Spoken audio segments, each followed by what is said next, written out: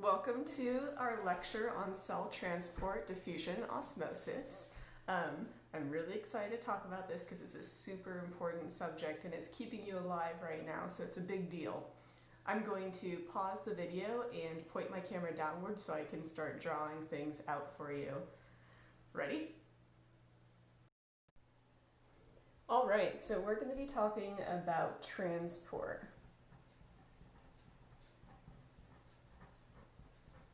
Super exciting. It's a really big subject. And when we talk about transport, there are two types of transport. There's active transport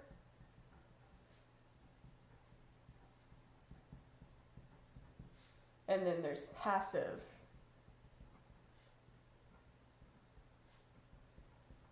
Active transport is one type, passive transport's the other type. I'm going to call this a flow chart, by the way, because it's not really a concept map since I'm not attaching a description for how these two things are related over the arrows. Instead, I'm just adding arrows. So more of a flow chart than a concept map. And we're just going to try and organize our thoughts about the differences between active and passive transport, knowing that those are the two types of transport there. So the main difference is that active transport, it requires ATP.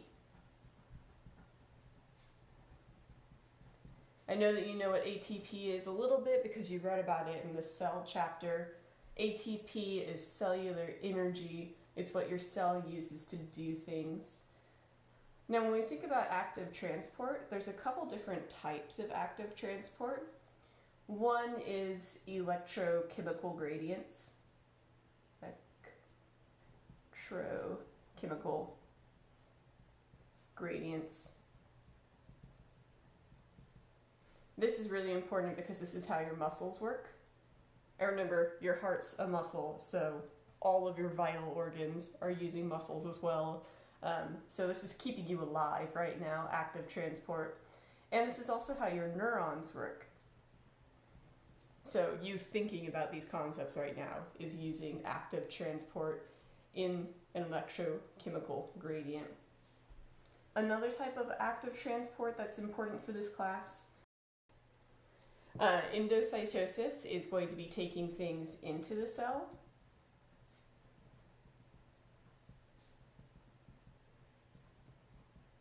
Then there's two types of endocytosis. If you're taking a solid in, then you call it phagocytosis. If you're taking a liquid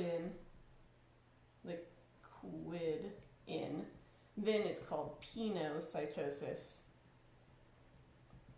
Which I remember penocytosis is liquid because Pinot is a type of wine and you drink it. Solids is phagocytosis. This refers to engulfing something, so you're engulfing something into your cell. But both of those are your two types of taking things into the cell. If we're going to use energy to take something into the cell, we're also going to use energy to take something out of the cell or to push it out of the cell. That's exocytosis. Cytosis refers to cell. Exo means outside, like exoskeleton. So outside of the cell, ejecting something from the cell. Now, if you read your book really closely, you probably noticed that there's another type of endocytosis that I didn't mention. It's not just penocytosis and phagocytosis. It's also cell-mediated, receptor-mediated endocytosis. But that one we're not going to talk as much about, and it's less important in your daily life, so we're just going to focus on these main two. So we know that active transport requires ATP, and that there's three main ones that we care about. Something else that's important for active transport is active transport, adding another one down here, can move things against its concentration gradient.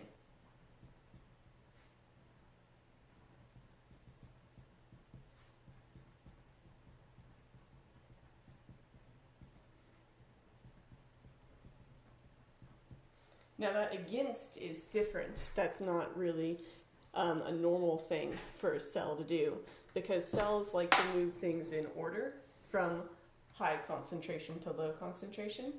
This is going to move something from low to high.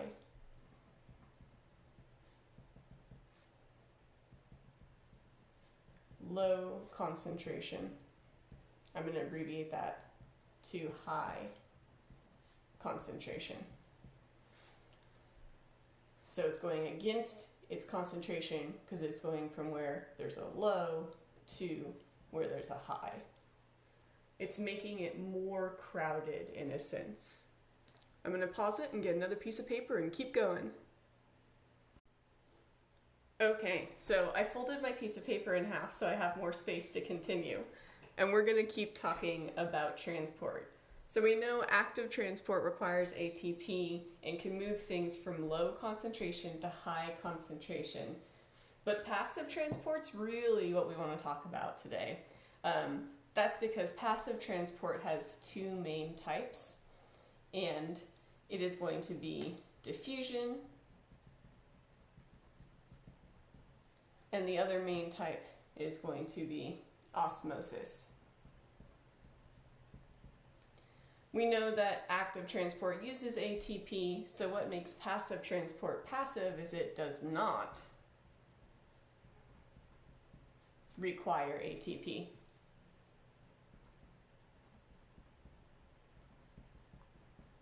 This is basically free transport. It doesn't have to use anything for this to happen. So if you're not using energy to make this happen, you might be curious why it happens at all. And the answer to that is molecules move. So all the molecules in things like in liquids or gases or solids, they're bouncing around and jiggling, and eventually they'll slowly knock into each other, kind of like billiard balls will knock into each other, and they'll push each other around. So it's the subatomic movement of molecules that causes diffusion and osmosis to occur. You don't have to pay for it with ATP. It's just going to happen because these molecules have energy and they're jiggling. So they're going to jiggle themselves into different places than when they started. Let's talk first about diffusion. Diffusion is the movement of a solute from a high concentration to a low concentration.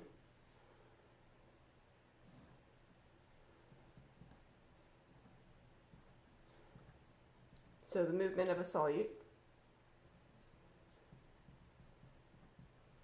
from high concentration, I'm again going to abbreviate that, to low concentration. This means you're going from where there is more of a solute, where the concentration of a solute is higher, to where there's less solutes. We also say this is with the concentration gradient.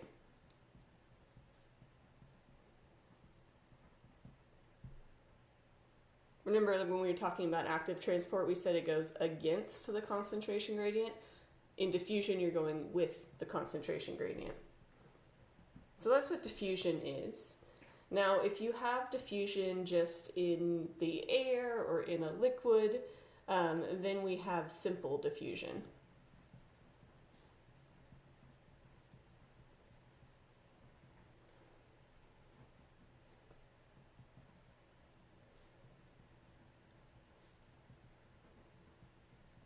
Like when you drop a tea bag into a hot cup of water and the tea brews, all of the tea that was concentrated in the tea bag just slowly moves out equally in the water. That's simple diffusion. If you have diffusion that occurs across a membrane, that's going to be facilitated diffusion.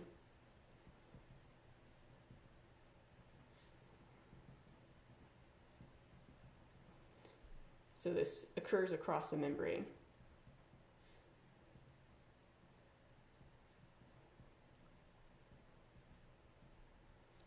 Now, if it occurs across a membrane, most molecules can't go just through the plasma membrane. Small things like oxygen gas and carbon dioxide gas and tiny little nonpolar molecules, they can. But anything that's got a charge, any ions, or anything that's polar, or anything that's kind of bigger like a sugar, all of those things are way too big to go across the membrane on its own, and so it's going to use a protein. The protein that it's going to use are called transport proteins.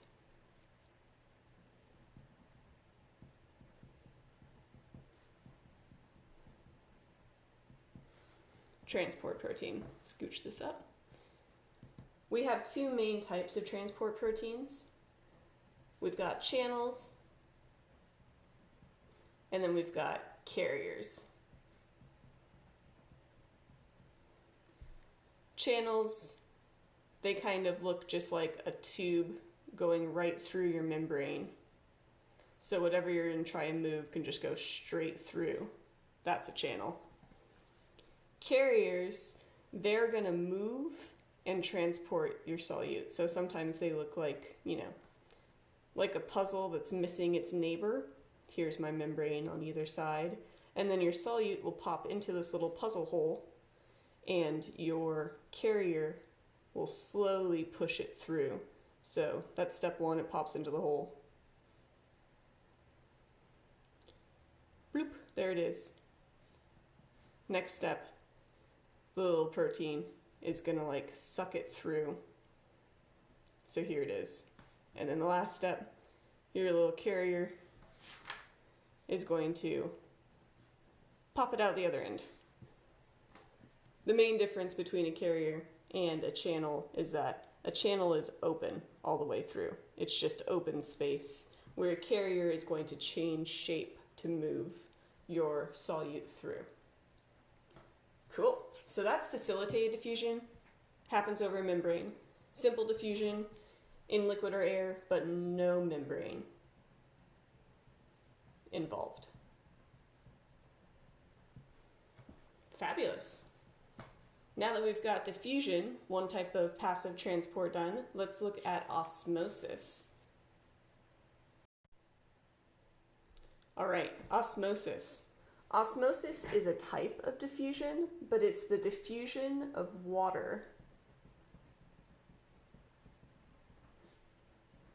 I'm going to abbreviate water. Just water. Water is the only thing that moves, and it is always going to go across a membrane.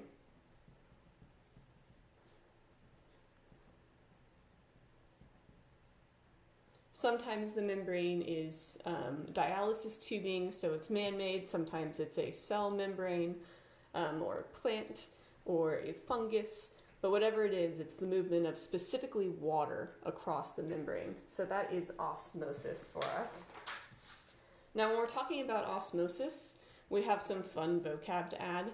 I'm going to scooch this up a little bit. Here we are. I've got a beaker, yeah. Here's my fabulous beaker. My beaker's full of water. And inside my beaker, I have a cell. Y'all with me so far?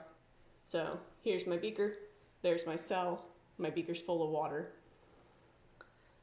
If I know that the solution outside has 10% sodium chloride, and I know that the solution inside the cell has 20% sodium chloride, I now have all the information I need to think about osmosis and figure out what's going to happen with the movement of water. So wherever you have a greater concentration of solute, remember solute is the thing that's dissolved.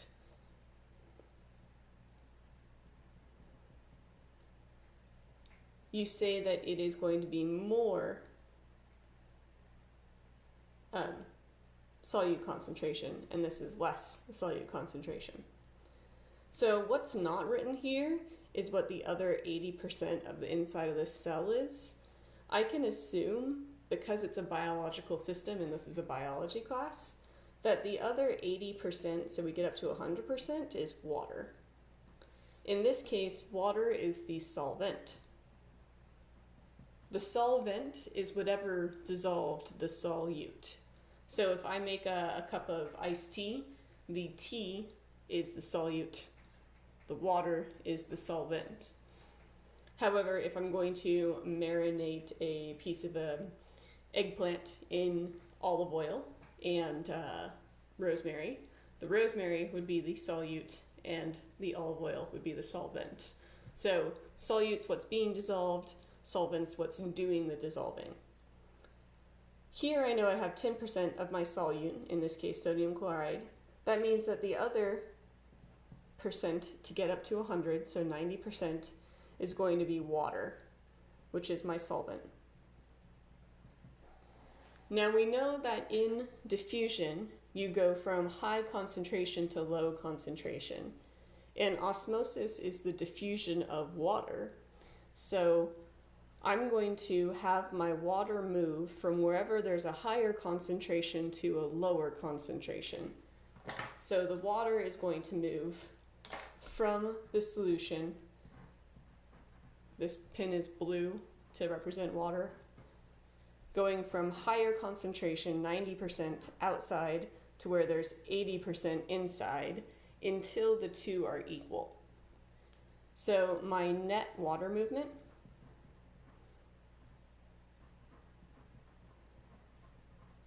is going to be inside the cell. Now, most osmosis problems are not going to give you the water concentration. It's just going to give you the solute concentration. So when you're looking at this problem again, it might look to you like in my beaker, I've got a cell in water, and water moves to wherever there's the higher solute concentration, which is true, but it's not that the water is necessarily attracted to the solutes. Instead, the water is moving along its concentration gradient. So wherever there's more solute, it means there's less water. So the water is going to flow from high to low, which to us looks like it's going toward whoever has more solute. Now what's cool about this too is we can add a couple extra vocab words. When we're comparing two solutions, the solution inside the cell and the solution in the beaker, we get to use our hyper, hypo, or iso tonicity words. So if there's more solute, like inside this cell, we say it is hyper. Hyper means more. Tonic. There's more solute, that's what tonic means, inside the cell. And in comparison, because there's more inside, there must be less outside, which is hypotonic. Hypo means below. A hypodermic needle goes under your skin. A hyperactive person has a bunch of energy. So that's where those two words come from. And they're only used in comparison of each other. So if I didn't have a cell and I just had a solution that was 10% salt, I couldn't use those words because I'm not comparing two things. You can't say it's more than something if there isn't another something to compare it to.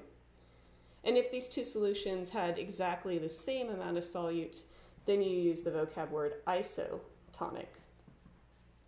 Iso meaning the same. They have the same tenacity. Oops. So, the way that these diffusion osmosis problems usually work is you're given a setup which is something like a cell is in a 75% sugar solution. The cell is 10% sugar.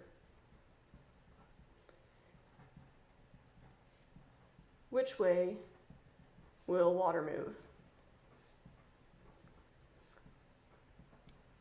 Due to osmosis.